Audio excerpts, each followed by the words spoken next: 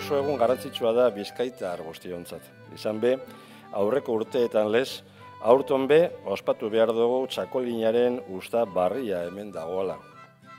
Gainera, orain arte eben entzun dudanagaitik, deseten nago, zuen moduan, probetea urtengo apartekoa usta hau, zuen beharraren frutua dana.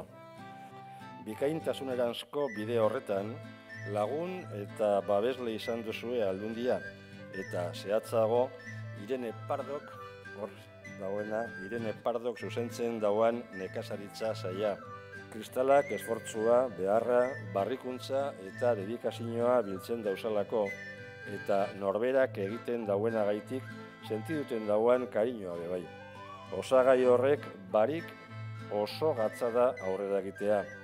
Begi bistakoa da gure produktoren eta upategi jauen lana asko aldatu dela azken urteetan. Teknikak eta tresnak aldatu dira, eta profesional barriak hasi dira sektorean, baina funtseskoa ez da aldatu, lurra, mahatsa eta esfortzua, alegia.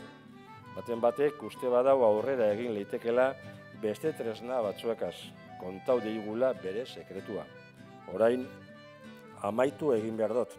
Zorionak usta barri honengatik, aurten be lortu dozuen kalidadeagaitik eta gure ardaua, natur ondarea eta aberastasun iturria dana bizirik mantentzeagaitik.